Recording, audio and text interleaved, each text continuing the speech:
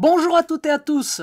On est le 4 juin 2025, la veille de la sortie de la Nintendo Switch 2 et de son jeu de lancement Mario Kart World. On pensait que Mario Kart 8 Deluxe avait tout donné il y a 8 ans avec ses DLC réguliers pour tenir les fans en haleine, mais Nintendo a envoyé du lourd. Du très très lourd. Aujourd'hui, je vous amène faire un tour d'horizon de la saga Mario Kart, qui a marqué des générations de joueurs depuis 33 ans. Désolé, je vais omettre les 3 jeux d'arcade et même Mario Kart Live Home Circuit. Alors attachez vos ceintures, on revisite mes souvenirs et mes expériences avec chaque opus. Tout commence en 1992 avec Super Mario Kart sur Super Nintendo. Ce pionnier a posé les bases, des courses fun dans l'univers de Mario, des graphismes en mode 7 pour une pseudo 3D, et des mécaniques devenues cultes comme le choix des persos avec des capacités uniques. 20 circuits en 4 coupes, 3 niveaux de difficulté, des objets pour semer le chaos, et le mythique mode bataille de ballon. Sans oublier le mode 2 joueurs qui promettait des soirées endiablées. La presse et les joueurs l'ont adoré, même aujourd'hui il est dispo sur le Switch Online. Perso, je n'y ai joué que récemment grâce à ce dernier. Normal, t'étais pas né, poisson. Sérieusement, ta blague est aussi fraîche que la marchandise d'ordre alphabétique. Viens me le dire ici qu'il est pas frais. En 1996, Mario Kart 64 débarque sur la première console 3D de Nintendo. Adieu le mode 7, bonjour la vraie 3D. Jusqu'à 4 joueurs en local, c'était la révolution pour des soirées entre potes ou en famille. Mais attention, ce jeu a aussi introduit la terrible carapace bleue. Le cauchemar de tous les joueurs. Avec 16 circuits, un peu moins que le premier, il compense avec des tracés plus vastes, des raccourcis, le mode miroir et 4 arènes pour le mode bataille. Sans parler du casting qui s'étoffe avec Wario et Donkey Kong, prenant la place de Koopa et Donkey Kong Jr. Perso, c'est LE jeu qui m'a fait découvrir la série. J'y ai passé des heures à me friter avec mon frère, que ce soit sur les circuits ou lors des batailles. Mais ce stick analogique de la N64, mes mains s'en souviennent encore. En 2001, Mario Kart s'invite sur portable avec Super Circuit sur Game Boy Advance. Retour en mode 7 pour des raisons techniques, mais avec 20 nouveaux circuits et les 20 de Super Mario Kart en bonus. On peut jouer à 4 à condition que tout le monde ait sa console et sa cartouche. Honnêtement, c'est celui qui m'a le moins marqué. J'ai joué sur ma GBA-SP, mais je galérais à finir dans le top. Pas mon meilleur souvenir, étant donné aussi que je n'ai jamais pu jouer avec une autre personne.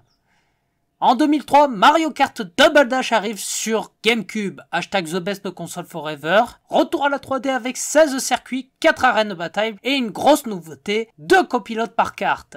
Chacun d'eux ayant des stats et des objets spéciaux. On peut même en débloquer de nouveaux ainsi que des cartes ou stages, comme dans Super Smash Bros Melee. Je l'ai découvert en 2016 en chinant une GameCube à une convention à Marseille. Et que fut ma surprise en le lançant que les graphismes tiennent encore la route. La maniabilité est top grâce à la manette et pour vous dire, j'ai tellement apprécié que je suis allé le poncer à 100%. J'y jouais même pendant mes heures de garderie au boulot pour martyriser les gamins sur ce jeu. Ah, c'était épique. Sadique. Oui, je sais. En 2005, Mario Kart DS révolutionne avec le mode en ligne. Une première. Le jeu fut un tel engouement et apprécié que la communauté en ligne est toujours active aujourd'hui, c'est dire. Mais perso, j'ai un souvenir mitigé, sans connexion en ligne ni adversaire à la maison. Bon, on n'avait qu'une cartouche avec le frangin. J'ai trouvé ça un peu fade. Mario Kart Wii fut un carton, 37 millions de ventes, le roi pendant presque une décennie. Les motos font leur apparition et la Wiimote permet de jouer comme si on tenait un guidon ou un volant. Bon, Nintendo en a profité pour vendre son accessoire en plastique à prix d'or. Le mode en ligne est amélioré et les speedruns sont impressionnants. Et je vais être honnête, j'ai jamais accroché. Trop punitif ou peut-être trop aléatoire pour le tryhard, sans doute pour contenter le public plus casual de la Wii. Les fans de Smash Bros me comprendront. En 2011, Mario Kart 7 sur 3DS introduit la personnalisation des cartes et la conduite aérienne et sous-marine. Merci Diddy Kong Racing pour l'inspiration au passage. C'est le premier Mario Kart où je suis parvenu au 100% et découvert le mode en ligne me permettant ainsi d'affronter les joueurs du monde entier, ainsi que les premiers glitches en voyant tout le monde plonger dans le lac du circuit PQ. Les vrais savent. La Wii U, c'était pas la fête et Mario Kart 8 n'a pas suffi à la sauver. Et niveau innovation, c'est pas ouf. Celle qui a été le plus mise en avant était l'intégration de l'antigravité. Mais honnêtement, on la ressent absolument pas. Il aurait pu se rattraper avec l'introduction inédite de persos et de circuits provenant d'autres licences Nintendo, mais encore fallait-il passer à la caisse en achetant 2 DLC pour avoir le jeu complet. Une première là encore pour un jeu Mario Kart, mais pas de quoi se réjouir de s'être inspiré d'une politique aussi détestable critiquée par les joueurs. Et quand je dis complet, n'imaginez pas avoir des arènes pour le mode bataille.